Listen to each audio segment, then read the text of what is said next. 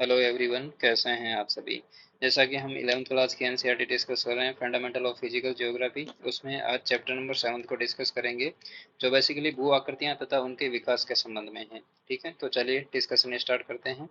तो यहाँ पे शुरुआत में लिखा है कि जो पृथ्वी का धरातल का निर्माण करने वाले पदार्थ हैं, उनमें अपक्षय की प्रक्रिया के पश्चात भू आकृति के कारक जैसे प्रवाहित जल, भूमिगत जल, वायु, हिमनद तथा तरंग अपरदन करते हैं। यानी एक बार जो लैंड सरफेस क्रिएट हो गया, उसके बाद में कुछ अपर्दन के फैक्टर होते हैं, जैसे नदी के जल द्वारा, ठीक है, उसी प्रकार से पवन द्वारा ये क्या करते हैं, अपर्दन करते हैं और उनका दूसरे स्थान पर ले जाके निक्षेपण कर देते हैं। तो इस प्रकार से ये वर्क होता रहता है। और जो अपर्दन के स्वरूप है, जो अपर्दन है वो धरातलीय स्वरूप को बदल देता है। यानी कहीं पर उभार था, कहने का मतलब, तो उसकी जगह अपर्दन हुआ तो वहां पे एक गहरी वी आकार की घाटी बन गई, गोर्ज बन गया। ठीक है, उसी प्रकार से जो निक्षेपण है वो अपर्दन प्रक्रिया का परिणाम है, यानी आउटकम है। अब जब तक अपर्दन नहीं होगा, किसी भी पदार्थ का निक्षेपण नहीं होगा, सिंपल मतलब है कि जब तक कोई लैंडफॉर्म है, टोपोग्राफी है, वहां पर यदि अपर्दन नहीं होगा, तो अपर्दन होने के बाद में निक्षेपण होगा। यानी कोई मटेरियल होता है, कोई पदार्थ होता है, उसका निक्षेपण होता है। तो निक्षेपण कब होगा, जब कोई रिवर है वो हिमालय क्षेत्र से अपर्दन करेगी, इरोजन करेगी और मैदानी क्षेत्रों में उन जो मटेरियल्स है उनको लाके डिपॉजिट करेगी, जमा करेगी। तो ये निक्षेपण है जो अपर्दन प्रक्रिया का परिणाम है, यानी आउटकम है। और निक्षेपण भी कहीं ना कहीं जो धरातलीय स्वरूप है उनमें चेंजेस लाते हैं। जैसे फॉर एग्जांपल डेल्टा क्षेत्र है, जो नदियों का, जैसे गंगा नदी का डेल्टा क्षेत्र है, तो वहाँ पे जो टोपोग्राफी में चेंजेस आते हैं वो सैंड, सिल्ट और कले है उसका नदियों द्वारा जमा किया जाता है, और वहाँ पे जो गुम्फित नदियाँ बनती है। और आगे हम पढ़ेंगे संप्राय मैदान बनते हैं बाढ़ के। ठीक है, तो ये सारी चीज़ें, कहने का मतलब अपर्दन और निक्षेपण दोनों साइमल्टेनियसली जो लैंड फॉर्म्स है उनमें चेंजेस लेके आते हैं। अब चूंकि हमने जो इस अध्याय में भू आकृतियां उनके विकास के संबंध में सारी चीजें पढ़ेंगे डिटेल से, कि नदी द्वारा कौन कौन से अपर्दन और निक्षेपणात्मक स्थलाकृतियां बनती है। उसी प्रकार से जो वायु है, वो कैसे अपर्दन करती है, किस किस प्रकार के टोपोग्राफी का निर्माण करती है। उसी प्रकार से जो ग्लेशियर है और तरंग है, तरंग का मतलब जो कोस्टल एरिया है वहाँ पर कौन कौन से स्थलाकृति बनती है। तो सबसे पहले हम ये जाने कि भू आकृति क्या है, यानी जो लैंड सरफेस है वो क्या है। ठीक है, एक टर्म है भू आकृति और दूसरा है भूदर्शीय। ठीक है, ये दो वर्ड है। इनका सिंपल मतलब है कि अगर पृथ्वी के छोटे से मध्यम आकार के स्थलखंड को भू आकृति कहते हैं, यानी जो हमें चीजें दिखती है, जैसे कहीं पर पहाड़ी क्षेत्र है तो हम उसे बोलेंगे भू आकृति है। किस टाइप की भू आकृति है, कि भाई यहाँ पे पहाड़ी क्षेत्र है, छोटे छोटे हिल्स है। उसी प्रकार से हम कोई रिवर को देखेंगे तो हम बोलेंगे कि ये भू आकृति रिवर की है। ठीक है, तो हम बोलेंगे कि यहाँ पे जो स्ट्रीम्स है वो जा रही है, एक दूसरे से मिल रही है, बीच में कहीं ना कहीं जो लैंडफॉर्म्स क्रिएट हो रहे हैं, कहीं पे खाई बन रही है, कहीं पर जो उभार है। ठीक है, इस टाइप की। तो अब भूदृश्य क्या होता है, लैंडस्केप क्या होता है। ठीक है, लैंडस्केप जब हम किसी पहाड़ी क्षेत्र के ऊपरी भाग में जाके उस चारों तरफ, उस पहाड़ी क्षेत्र के चारों ओर देखते हैं, तो हमें बहुत सी छोटी छोटी और पहाड़ियां दिखती है, कहीं पर समतल मैदान दिखते हैं, कहीं पर नदी दिखती है। ठीक है, कहीं पर जो गहरी घाटियां हैं वो दिखती है।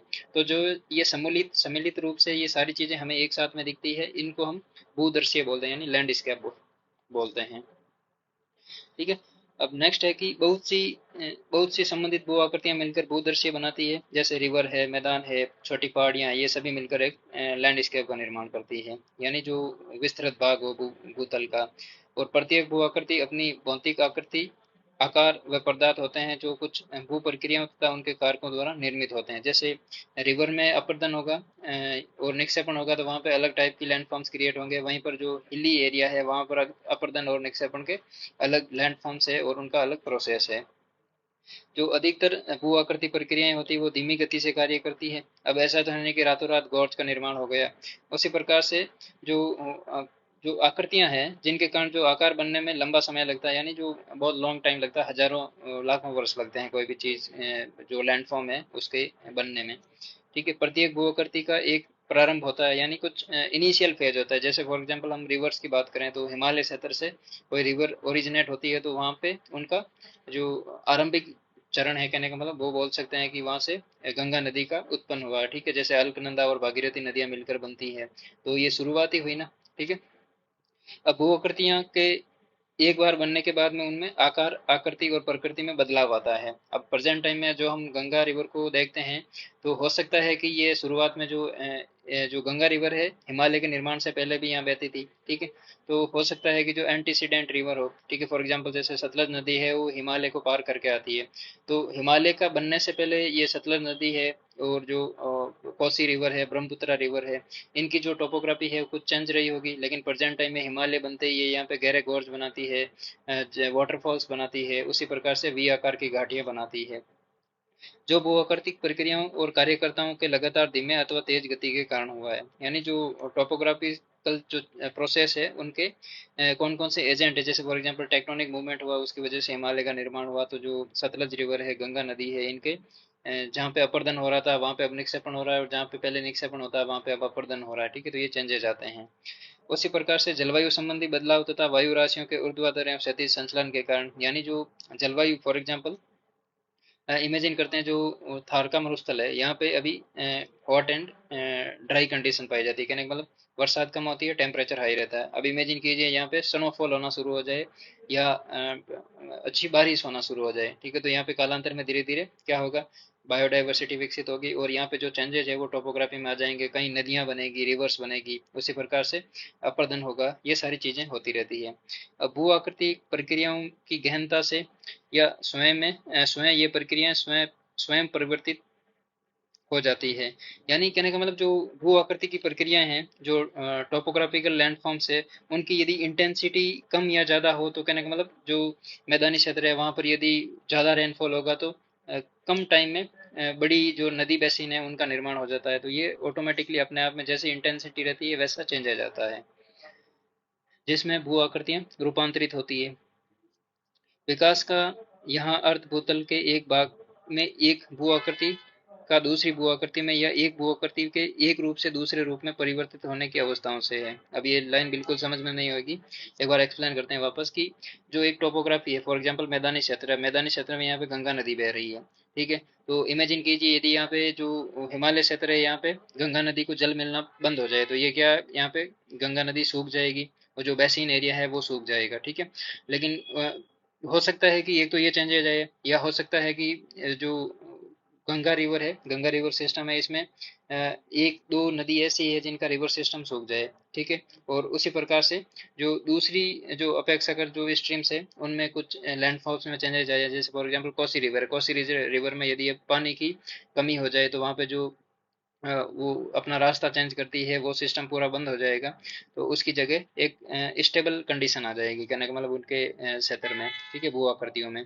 उसी प्रकार से इसका अभिप्राय ये है कि प्रत्येक भू आकृति के विकास का एक इतिहास है और समय के साथ इनका परिवर्तन हुआ है, यानी एक टाइम स्केल में बात करें तो चेंजेज आते हुए हैं, ठीक है। एक स्थल रूप विकास की अवस्थाओं से गुजरता है जिसकी तुलना जीवन की अवस्थाओं से होती है, यानी युवा अवस्था में होता है, प्रौढ़ावस्था में होता है और वर्धावस्था में होता है। जैसे गंगा रिवर की बात करें तो हिमालय क्षेत्र में ये युवा अवस्था में है, यहाँ पे जो उछल कूद ज्यादा करती है, गहरी घाटियों का निर्माण बनाती है, जलप्रपात बनाती है। जैसे ही प्रौढ़ यानी मैच्योर होती है मैदानी क्षेत्र में, तो ये शांत हो जाती है और अपर्दन कम करती है, निक्षेपण ज्यादा करती है, ठीक है। उसी प्रकार से जो वृद्धावस्था है वहाँ पे डेल्टा बनाती है और बिल्कुल एकदम संप्राय मैदान में कन्वर्ट हो जाती है, ठीक है। अब जो भू आकृति के विकास है उसके दो महत्वपूर्ण पहलू, एक तो अपर्दन हो गया और दूसरा निक्षेपण हो गया, उसी की वजह से जो लैंड फॉर्म्स होते हैं उनमें टोपोग्राफी में चेंजेस आते हैं, ठीक है। अब जो सबसे पहला फैक्टर हम पढ़ रहे हैं वो है प्रवाहित जल। प्रवाहित जल का मतलब है कि एक नदी जिसका उद्गम होता है और ये जल कहीं ना कहीं जाके विसर्जित करती है, तो उद्गम से लेके विसर्जन में कौन कौन सी स्थलाकृतियों का निर्माण हुआ, जैसे जलप्रपात बनते हैं, मियांडर बनते हैं और विसर्ग बनते हैं, गोकुल झीलें बनती है, डेल्टा बनता है, तो इनका सीक्वेंस क्या है और ये किन कारण से बनते हैं। जैसे यहाँ पे है कि आर्द्र प्रदेशों में जहाँ अत्यधिक वर्षा होती है, प्रवाहित जल सबसे महत्वपूर्ण भू आकृति की कारक है जो धरातल का निम्नीकरण के लिए उत्तरदायी है। अब आर्द्र प्रदेश कौन से हैं, फॉर एग्जाम्पल विश्वोत्तर एकीय क्षेत्र है, यहाँ पर वर्षा रेनफॉल हाई होता है, तो यहाँ पे क्या होता है, जो नदी का जल है वो एक भू आकृति की कारक है, सबसे महत्वपूर्ण भू आकृति की कारक है। प्रवाहित जल के दो तत्व हैं, एक धरातल पर परत के रूप में फैला हुआ प्रवाह, जैसे कोई झील है उसमें एक परत के रूप में जल जम गया, ठीक है। जमने का मतलब है कि जल एक स्थायी है, जैसे फॉर एग्जांपल रिवर है, रिवर क्या करती है, कंटिन्यूअसली बहती है। झील में क्या है, जल स्थायित्व रहता है, मतलब स्थायित्व रहता है झील जल का। दूसरा रैखिक प्रवाह है जो घाटियों में नदियों सरिताओं के रूप में बहता है, यानी ये रैखिक प्रवाह लीनियर फ्लो है। प्रवाहित जल द्वारा निर्मित अधिकतर अपरदित स्थल स्वरूप जो ढाल प्रवणता के अनुरूप बहती हुई नदी की आक्रामक युवावस्था से संबंधित है। यानी जो नदी की जो टोपोग्राफी की ढलान है, जो स्लोप की जो डिग्री है, उसके आधार पर ये सारे जो क्या बोलते हैं, जो स्थल रूप है उनका निर्माण होता है। कालांतर में तेज ढाल लगातार अपरदन के कारण मंद ढाल में परिवर्तित हो जाते हैं और परिणाम स्वरूप नदियों का वेग कम हो जाता है, जिससे निक्षेपण आरंभ हो जाता है। अब फॉर एग्जाम्पल जो हिमालय क्षेत्र है वहां से गंगा नदी आती है, तो अपरदन ज्यादा करती है और अपने साथ में जो मटेरियल है अपरदन किया हुआ वो लेके आती है। अब मैदानी क्षेत्र आते हैं, जैसे इनका अपरदन कम हो जाता है और निक्षेपण ज्यादा हो जाता है। उसी प्रकार से जो डेल्टा क्षेत्र होता है वहां पे अपरदन तो नाम मात्र होता है, निक्षेपण ज्यादा होता है।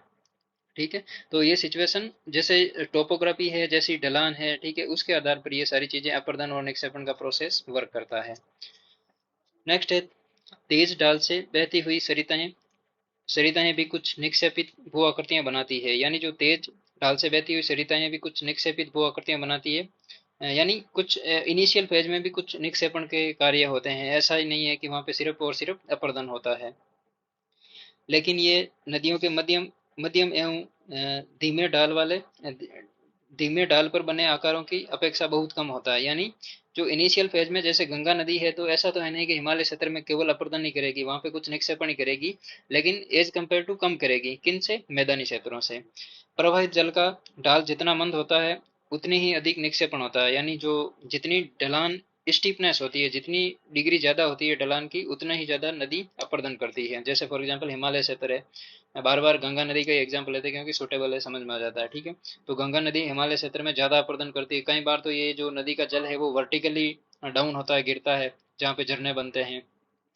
तो जब जल तीव्र गति से और लार्ज क्वांटिटी में नीचे गिरता है, तो वहाँ पे अपरदन भी ज्यादा करता है। ठीक है, जब लगातार अपरदन के कारण नदी का तल समतल हो जाता है, तो अधोमुखी कटाव कम हो जाता है तथा तटों का पार्श्व अपरदन बढ़ जाता है। अब इनिशियल फेज में क्या करती है? अधोमुखी कटाव करती है। अधोमुखी का मतलब है कि नदी अपना जो चैनल है उसको गहरा करती जाती है, लेकिन बाद में जैसे जैसे जो ढलान कम होती जाती है, तो पार्श्व अपरदन बढ़ जाता है। पार्श्व अपरदन का मतलब है कि अपने जो अगल बगल के कोस्टल एरिया है वहां से अपरदन करना ज्यादा कर देती है। ठीक है, और इसके फलस्वरूप पहाड़ियों और घाटियां समतल मैदान में परिवर्तित हो जाती है। ठीक है, अब नेक्स्ट है जो स्थलगत प्रवाह है। ठीक है, वो परत अपरदन का कारण है। ठीक है, उसी प्रकार से जो परत प्रवाह धरातल की अनियमितताओं के आधार पर संकीर्ण व विस्तृत मार्गों पर हो सकता है।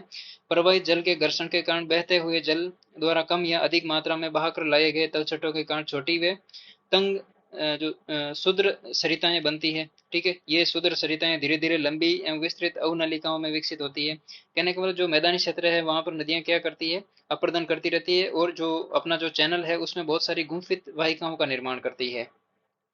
इन अवनलिकाओं इन अवनलिकाओं का कालांतरण में अधिक गहरी और चौड़ी और लंबाई विस्तृत होकर एक दूसरे में समाहित होकर घाटियों का जाल बनाती है। कालांतर में ये क्या करती है? जैसे जल की आवक ज्यादा होती है और जिनकी जो टोपोग्राफी स्टेबल हो जाती है, तो बाद में ये अपर्दन करके एक बड़े चैनल के रूप में विकसित हो जाती है।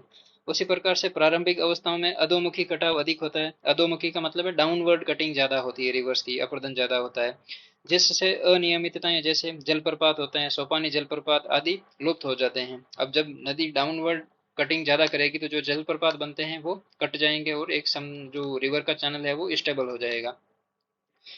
मध्य अवस्था में सरिताएं नदी तल में धीमा कटाव करती है और घाटियों में पार्श्व अपरदन अधिक होता है। ठीक है, यानी जो मध्य जो स्थिति, मध्य का मतलब है कि जब प्रौढ़ अवस्था में रिवर आती है, तो वहां पे क्या होता है कि धीमा हो जाता है, यानी नदी तल में धीमा कटाव करती है। जो कटाव होता है यानी जो अपरदन होता है वो धीरे धीरे कम हो जाता है, और घाटियों में पार्श्व अपरदन अधिक होता है, यानी जो बगल अगल बगल से जो अपरदन है उसकी इंटेंसिटी हाई हो जाती है।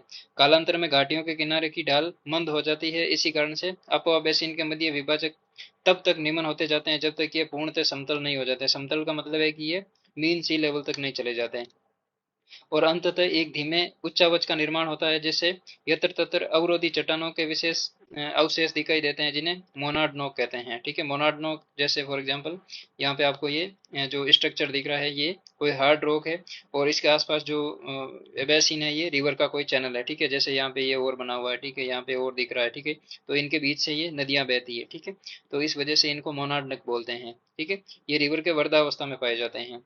और नदी अपरदन द्वारा बने इस प्रकार के मैदान संप्राय मैदान यानी जो पेनी प्लेन है वो कहलाते हैं। अब जो मोनार्डनक है क्या है? ये हार्ड रॉक है और रेजिस्टेंस उत्पन्न करते हैं, ठीक है। तो ये जो समतल मैदान दिख रहा है आपको, इसको पेनी प्लेन बोलते हैं, ठीक है। तो ये कॉन्सेप्ट है जो ज्योग्राफी जब आप डीप पढ़ते हैं तो जो मेजर जे पोवेल है, ठीक है, उन्होंने ये कॉन्सेप्ट दिया था बेस लेवल का, ठीक है। और उसी प्रकार से उन्होंने ये टर्म भी इन्वेंट की थी, ठीक है। नेक्स्ट है, प्रवाहित जल से निर्मित प्रत्येक अवस्था की स्थल रूप संबंधित विशेषताओं का संक्षिप्त वर्णन निम्न है, ठीक है। अब हम पहले जो रिवर की जो युवा अवस्था, प्रौढ़ावस्था और वृद्धावस्था की जो एज है उसके अनुसार देखते हैं, और उसके बाद में हम पर्टिकुलरली अलग अलग जो लैंडफॉर्म्स क्रिएट होते हैं उनके बारे में डिटेल से देखेंगे।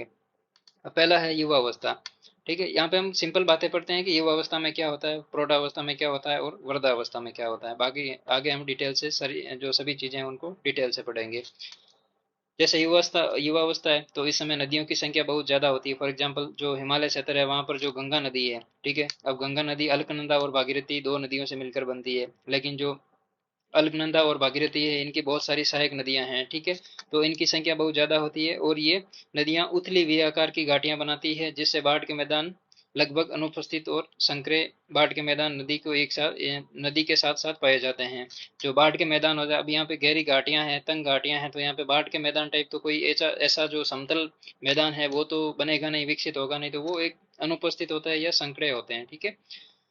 जल विभाजक अत्यधिक विस्तृत व समतल होते हैं, जिसमें दलदल व झीलें होती है। इन ऊंचे समतल धरातल पर नदी विसर्प विकसित होते हैं। जैसे फॉर एग्जांपल जो झेलम नदी है वो श्रीनगर में एक मियांडर का निर्माण करती है, तो ये विसर्प का मतलब है मियांडर, ठीक है। ये विसर्प अंततः ऊंचे धरातल में गंभीरभूत होते जाते हैं। अब ये सारी चीजें हम डिटेल में आगे डिस्कस करेंगे कि विसर्प बनते कैसे हैं, किस टाइप के दिखते हैं, ठीक है। और नेक्स्ट है कि अर्थात विसर्प की तली में निम्न कटाव होता है और ये गहराई में बढ़ते जाता है, ठीक है। और जहाँ अनावृत कठोर चट्टानें पाई जाती है वहां जलप्रपात और सिपरिकाएं बनती है, यानी जो वाटरफॉल्स और कैटरेक्ट्स है वो बनते हैं, यानी सीढ़ी नुमा जो जलप्रपात होते हैं उनका निर्माण होता है, इनको बोलते हैं सिपरिकाएं, ठीक है। उसी प्रकार से यहाँ पे कौन कौन से, एक तो वी आकार की घाटी होती है, एक मियांडर बनते हैं कहीं कहीं पर, और जलप्रपात और सिपरिकाएं बनती है। ये बेसिक बातें, ठीक है। आगे हम ये अभी इसी चैप्टर में इसी सेशन में आगे डिटेल से देखते हैं। नेक्स्ट है प्रौढ़ावस्था, मैच्योर एज, ठीक है। इसमें क्या होता है कि जल की मात्रा अधिक होती है और सहायक नदियों का भी इसमें आकर मिलती हैं, बहुत सारी सहायक नदियां आकर मिलती है। जैसे गंगा नदी है तो इसमें रामगंगा है, गंडक है, कोसी है, ये सारी नदियां आकर मिलती है। और वी आकार की घाटियां होती है और वो गहरी बनती है, ठीक है। मुख्यतः नदी के व्यापक और विस्तृत क्षेत्र में क्षेत्र होने से विस्तृत बाढ़ के मैदान पाए जाते हैं, जैसे हम जो खादर और बांगर पढ़ते हैं, ठीक है। उसी प्रकार से जो फ्लड प्लेन है उनका निर्माण होता है, जिसमें घाटी के भीतर ही नदी विसर्प बनाती, मियांडर बनाती है। और युवा अवस्था में निर्मित समतल विस्तृत और अंतर नदीय दलदल क्षेत्र विलुप्त हो जाते हैं, यानी लुप्त हो जाते हैं, और नदी का विभाजन स्पष्ट हो जाता है। जलप्रपात और सिपरिकाएं लुप्त हो जाती है, क्योंकि यहाँ पे जो मैदानी क्षेत्र है यहाँ पे, तो एक तो जो स्टेबल नदी का जो स्टेबल फॉर्म है वो क्रिएट हो जाता है। इसी के साथ में यहाँ पे कोई कठोर चट्टाने नहीं है, या जल है जो ऊपर से नीचे नहीं गिरता है जैसे पहाड़ी क्षेत्रों में गिरता है, तो उस वजह से यहाँ पे जलप्रपात और सिपरिकाएं लुप्त हो जाती है। अब तीसरा है वृद्धावस्था। अब यहाँ पे क्या होता है कि जो वृद्धावस्था में छोटी सहायक नदियां कम हो जाती है, कहने का मतलब एक जो मेन चैनल होता है वही बचता है, और उसकी ढाल मंद हो जाती है बिल्कुल भी। जैसे हिमालय क्षेत्र में ढलान ऐसे रहती है, मैदानी क्षेत्र में ढलान थोड़ी कम हो जाती है, और जो डेल्टा क्षेत्र है वहां पर तो ढलान बिल्कुल ही एकदम समतल हो जाती है। जैसे हम ये बेल्ट देख रहे हैं, ठीक है, ये वाला पोर्शन देख रहे हैं, तो इसमें ढलान बिल्कुल भी नहीं है, ठीक है, एकदम समतल है। उसी प्रकार से नदियां स्वतंत्र रूप से विस्तृत जो बाढ़ के मैदान होते हैं उनमें बहती है, विसर्प बनाती है, प्राकृतिक तटबंध बनाती है। तटबंध का मतलब है कि जो रिवर चैनल है इसके दोनों ओर जमाव चलता जाता है और नदी एक चैनल के रूप में बन जाती है, ठीक है। उसी को बोलते हैं प्राकृतिक तटबंध, यानी जो नेचुरल लीव्स होते हैं वो विकसित हो जाते हैं। गोकुर झीलें बनती है। अब ये गोकुर झील है जो मियांडर से संबंधित है, ये भी आगे मैप में देखेंगे, डायग्राम में, ठीक है।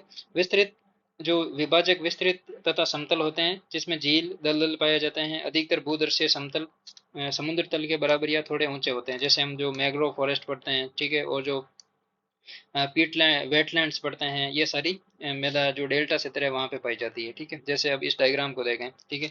अब ये है फॉर एग्जांपल, ये गंगा नदी है, एग्जांपल के तौर पर ये मानिए कि ये गंगा नदी है। ये है हिमालय क्षेत्र, ठीक है, जो ऊंची ऊंची पहाड़ियां हैं, ठीक है, इसके बीच से नदी आ रही है, ठीक है। इसके बाद में ये है मैदानी क्षेत्र। अब यहाँ पे जो उत्तर प्रदेश, बिहार और ये वाला पोर्शन है, ठीक है, तो यहाँ पे मैदानी क्षेत्र, यहाँ पे मियांडर बन रहा है, ठीक है। उसी प्रकार से ये पश्चिम बंगाल का डेल्टा क्षेत्र है, ठीक है। तो यहाँ पे ये वर्धावस्था है, ठीक है। तो इसी प्रकार से जैसे फॉर एग्जांपल यहाँ पे ये वी आकार की घाटी बना रही है, उसी प्रकार से यहाँ पे चैनल अपेक्षाकृत थोड़ा बड़ा हो जाता है, और यहाँ पे बाढ़ के जो मैदान है, समप्राय मैदान है, वो बनते हैं। और एकदम जो डेल्टा क्षेत्र है वहाँ पे जो चैनल है काफी बड़ा हो जाता है अपेक्षाकृत, जो प्रौढ़ावस्था है उसके, और जो संप्राय मैदान बनते हैं, बाढ़ के मैदान बनते हैं, ठीक है। तो इस प्रकार से ये है नदी की तीन अवस्थाएं, ठीक है। अब जो अपर्दित स्वरूप है, यानी जो रिवर के द्वारा जो इरोजनल लैंडफॉर्म्स है, वो कौन कौन से हैं? पहला है घाटियां, ठीक है। अब घाटियों का प्रारंभ तंग और छोटी छोटी सुदूर सरिताओं से होता है, और ये सुदूर सरिताएं धीरे धीरे लंबी एवं विस्तृत विस्तृत अवनलिकाओं में विकसित हो जाती है। ये अवनलिकाएं धीरे धीरे और गहरी हो जाती है, और ये चौड़ी व लंबी होकर घाटियों का रूप धारण करती है। फॉर एग्जाम्पल यहाँ पे ये रिवर चैनल है, वर्टिकल कहने का मतलब यहाँ पे तंग घाटी बनी है, ठीक है। तंग जितनी ये गहराई में घाटी कहने का मतलब जो अधोमुखी अपर्दन है जैसे जैसे बढ़ता जाता है, तो इसके आसपास वाले जो तटबंध है ये क्या है, ये कमजोर होने लगते हैं। तो यहाँ पे ये जो कोलेप्स हो जाते हैं बाद में धीरे धीरे, ठीक है, जैसे यहाँ पे ये हो गए, ठीक है। उसी प्रकार से एंड में ये मेन चैनल बचेगा, और यहाँ पे वी आकार की घाटी बचेगी, ठीक है। तो इसका निर्माण का प्रोसेस यही है। तो इसमें कौन कौन सी आकृतियां हैं? लंबाई, चौड़ाई और आकृति के आधार पर ये घाटियां वी आकार की घाटी बनती है। उसी प्रकार से गोर्ज बनते हैं, कैनियन बनते हैं, आदि है, ठीक है। अब यहाँ पे जो गोर्ज होते हैं वो क्या होते हैं? गहरी संकरी घाटी होती है जिसके दोनों पार्श्व तीव्र ढाल के होते हैं। जैसे फॉर एग्जाम्पल यहाँ पे ये गोर्ज बना हुआ है, ठीक है।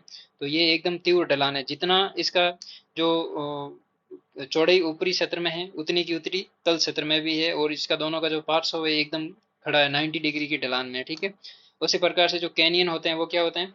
कैनियन के किनारे भी खड़े ढाल वाले होते हैं, और ये गोर्ज की भांति गहरी मतलब घाटियां होती है। जैसे फॉर एग्जांपल यहाँ पे ये कैनियन दिख रहा है आपको, ये कौन सा जो रिवर है संयुक्त राज्य अमेरिका की जो कोलोराडो नदी है, वहाँ पे ये कैनियन का निर्माण हुआ है। उसी प्रकार से ये जो गोर्ज है ये तमिलनाडु के धर्मपुरी में है, इसको बोलते हैं होगेनकल जो गोर्ज है ये, ठीक है। ये कावेरी नदी की घाटी में स्थित है। तो इम्पोर्टेंट है, एक तो एग्जाम में तीन चार टाइप से क्वेश्चन बन जाएगा, ठीक है। एनसीईआरटी का है, सोर्स है, ठीक है। तो एक तो जो हेगेनेकल जो गोर्ज है इसके बारे में क्वेश्चन बन सकता है कि कौन सी नदी पर स्थित है, तो कावेरी नदी में स्थित है। कौन से राज्य में स्थित है, ठीक है। तो ये भी एग्जाम में क्वेश्चन पूछ सकते हैं, या ऐसे पूछ सकते हैं कि कावेरी नदी पर जो होगेनकल जो गोर्ज बना हुआ है वो कौन से राज्य में है, ठीक है। तो वो आपको कर्नाटका और तमिलनाडु जो मेन नदी बह रही है उसी के साथ में जो आंध्र प्रदेश और केरला का भी एग्जाम्पल दे देगा, ठीक है। तो ये बेसिक चीजें एग्जाम में कंपटीशन के पॉइंट ऑफ व्यू से पूछ सकते हैं। अब जो गोर्ज होते हैं वो उनकी चौड़ाई तल व ऊपरी भाग में लगभग समान होती है, जैसा कि अभी हमने देखा था। उसी प्रकार से जो कैनियन होते हैं, कैनियन में क्या है कि जो ऊपरी भाग है अपेक्षाकृत चौड़ा होता है एज कम्पेयर टू बॉटम, ठीक है। देखो यहाँ पे जो डिस्टेंस है वो ऊपरी भाग की इतनी है, लेकिन जो निचला पोर्शन है वो बिल्कुल ही संकड़ा है, ठीक है। अब इसको यहाँ पे देखते हैं एक बार डायग्राम में।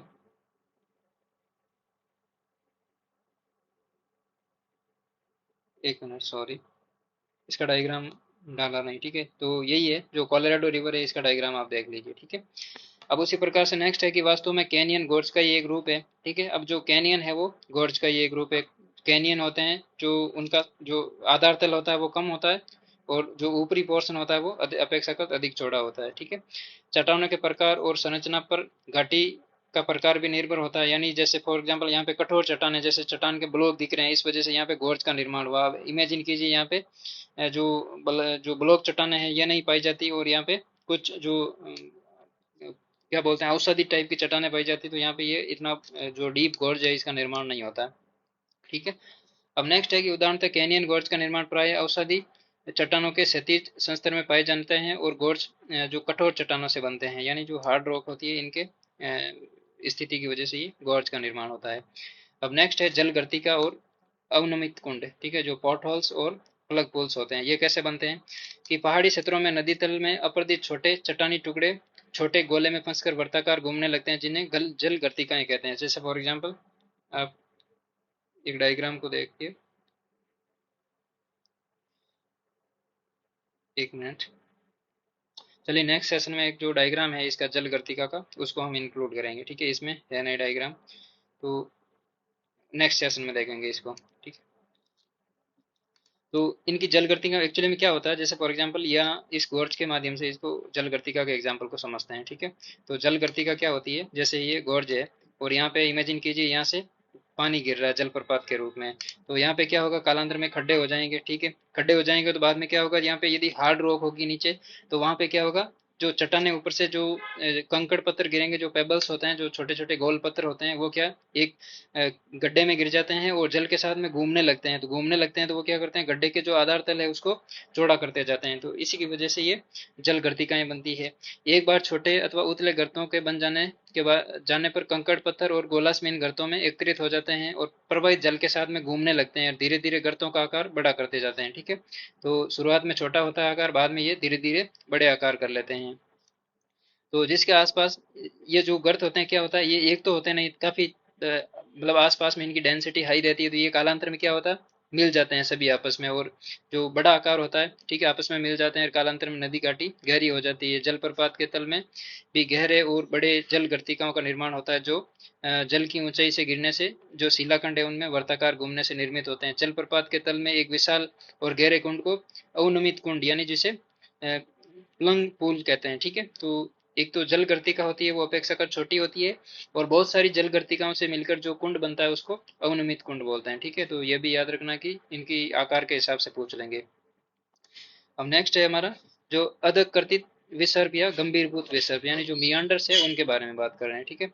तीव्र ढालों में तीव्रता से बहती हुई नदियां सामान्यतः नदी तल पर अपरदन करती है। तीव्र नदी ढालों में भी पार्श्व अपरदन अधिक नहीं होता। कहने का मतलब जो नदियां हिमालय क्षेत्र में जो गंगा रिवर है वो क्या करती है, जो गहराई में अपरदन, कहने का मतलब तल में अपरदन ज्यादा करती है एज कम्पेयर टू इसके जो पार्श्विक भाग होते हैं, ठीक है। तो इस वजह से जो अपरदन होता है वो क्या बोलते हैं इसको, अधोगति, कहने का मतलब जो गहराई में जो अपरदन होता है वो ज्यादा होता है, ठीक है।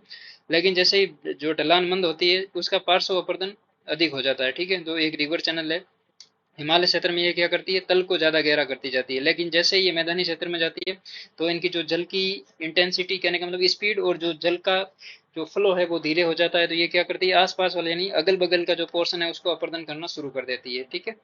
अब उसी प्रकार से नेक्स्ट है कि क्षैतिज अपरदन अधिक होने के कारण मंद ढालों पर बहती हुई नदियां वक्रित होकर बहती है या नदी विसर्प बनाती है, ठीक है, जो मियांडर है उसका निर्माण करती है। जैसे फॉर एग्जाम्पल ये अमेजोन रिवर है, ठीक है, अमेजोन रिवर है यहाँ पे मियांडर का निर्माण कर रही है, ठीक है, ये आप देख सकते हैं, ठीक है।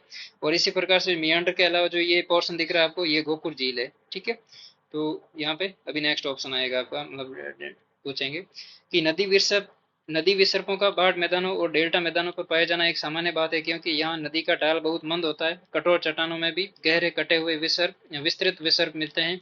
इन विसर्पों को अधःकर्तित विसर्प या गंभीरभूत विसर्प कहते हैं। जैसे चित्र जो 7.2 देखा था अभी हमने, जो कोलोराडो रिवर का एग्जाम्पल देखा था, ठीक है, तो ये इसका एग्जाम्पल है, ठीक है।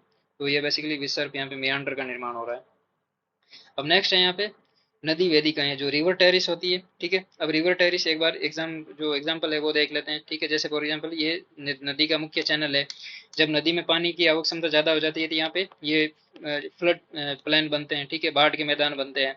तो ये सीढ़ी नुमा जो आकृति दिख रही है ना, इसी को बोलते हैं रिवर टेरिस, ठीक है। जो हमारे जो सीढ़ी नुमा जो स्ट्रक्चर होते हैं उसी प्रकार से जो नदियों में बनते हैं, ठीक है।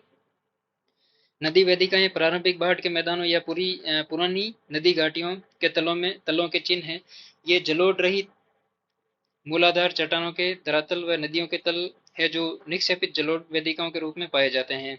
अब नदी वेदिकाएं मुख्यतः अपर्दित स्थल रूप होते हैं, क्योंकि ये नदी निक्षेपित बाढ़ मैदान के लंबवत अपर्दन अपर्दन से निर्मित है। कहने का मतलब फॉर एग्जाम्पल ये रिवर का एक टेरिस है, ठीक है।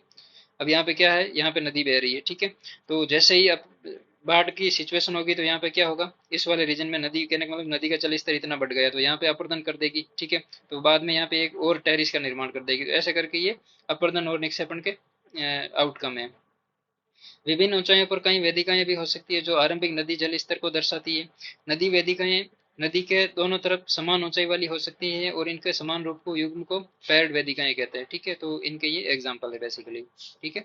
तो चलिए आज के इस सेशन में इतना ही करते हैं। नेक्स्ट पोर्शन में डिटेल से आगे जो पोर्शन है जो निक्षेपित स्थल रूप है, जिसमें जलोढ़ पंख है, डेल्टा है, ठीक है, उसी प्रकार से जो अलग अलग जो बाढ़ के मैदान है, प्राकृतिक तटबंध है, इनको डिटेल से डिस्कस करेंगे मियांडर से, ठीक है। चलिए थैंक यू, आज के इस सेशन में इतना ही है।